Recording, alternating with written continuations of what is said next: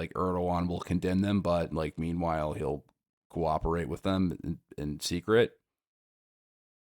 Eventually, man, that could change, man. Like in the Middle East, people there's these states, there's no like loyalty there, like they'll backstab you when the time is convenient, and they may be creating an enemy that's like way worse than what they're dealing with the Well, Shia. Because a they good could be point making about an like, ISIS 2.0, right? Like the yeah, last I time mean, you they have to fell. remember that the Israelis, um, you know, um, their whole history is like working with one side, and then that side becomes the enemy eventually. Like with Hamas. Hamas, they Yep. used to, They started it they basically. Yeah. greenlit the story of Hamas is like that they were a Muslim Brotherhood charity in Israel, and like the Israelis like greenlit like their charity status and all that, and like they actually went as far as to use them to kind of like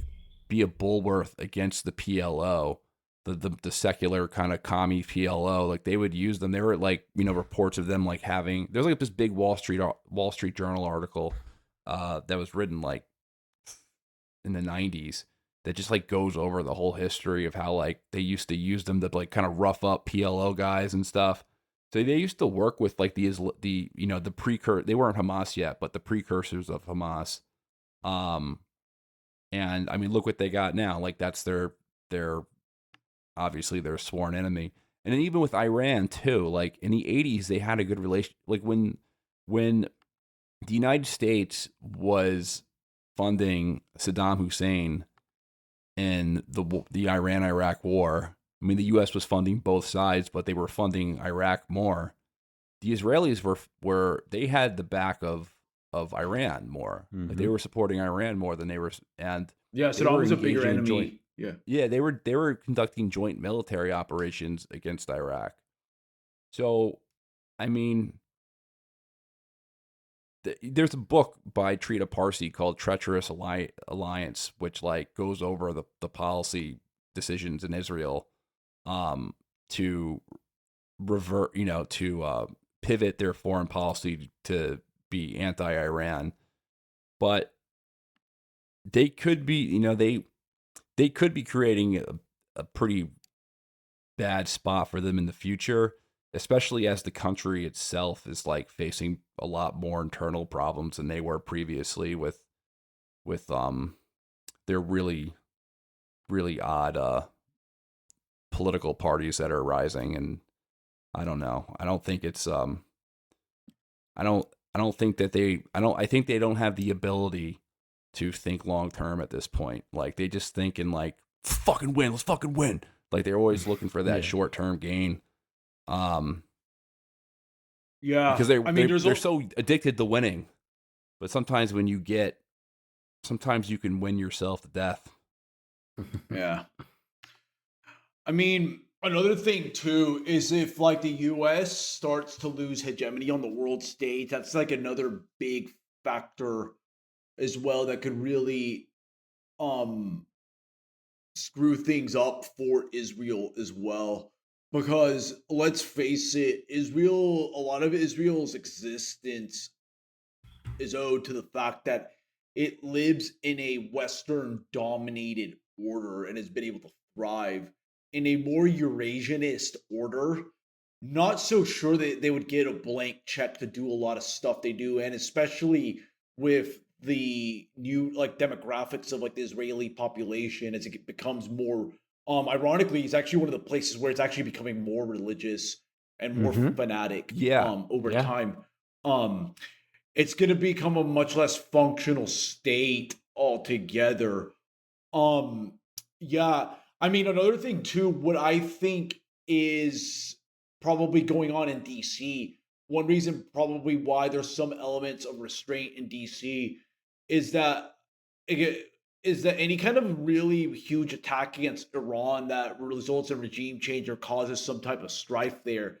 I mean, that's just basically asking for the Turks to get like hegemony in the Middle East. Like you just knock out like a big check in Iran. And frankly, all these Gulf Arab states, like in a way, even more so than Israel, they depend so much on a US led order that any kind of scenario of massive political instability or the US just having to retrench from the Middle East just does not augur well for them. And it leaves like the coherent civilization states like Iran and Turkey, for that matter, in a much stronger position. So that's why I think there is a natural tendency for restraint now in this more like multipolar order than was before. And that's probably an X factor that a lot of people need that should consider when trying to predict stuff. Yeah, I mean, if cooler heads prevailed in Israel, man, they would have like taken, when they had an 80-20 majority, they would have just taken that, man, and they would have been like, all right, this is good. But like, you know, I mean, there was a lot of people in Israel who were warning them that they were going down the route that this was going to cause problems. But I mean, right now, it's tough to say because like we don't really know the casualties that they're facing in Gaza. Like I don't think I've seen like a number that I'm accounting for. I know they're still happening. It's not like this is still. It's not like it's over. Like they're still taking casualties. So it's hard. It's hard to tell. It's hard to tell like what the like how, you know, if the military is demoralized or not, or how demoralized they are. But I guess we'll see.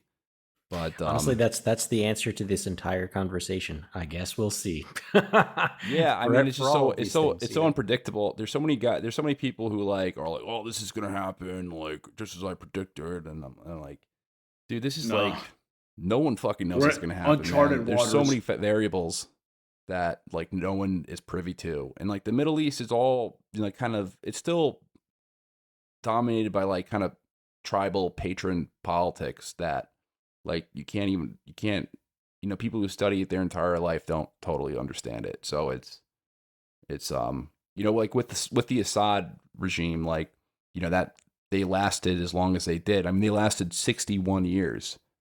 I mean, they lasted so long because of this like patron network they had set up. The patron network, you know, essentially they couldn't. I think what you said earlier about them not being able to pay their soldiers is kind of like the primary thing. It's like, are you really? I don't care how much you love your country, but if you're making $10 a week, like how the fuck are you gonna, like, where's your motivation to fight? Mm-hmm. Especially if somebody else on the other side, you know, on the rebel side, is making a hell of a lot more. Yeah. So I just when those things are I forget the point I'm trying to make because I'm tired at this point. But when there's like rocks thrown in those things, you know, shit can go wild. Yeah. So I guess we'll see. I mean, if I was like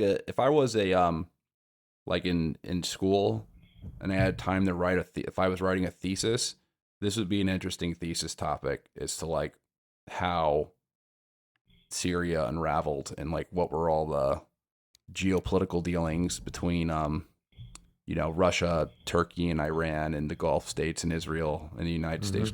To be completely honest, I feel like the United States had like the least to do with this, out of all the major powers. Yes.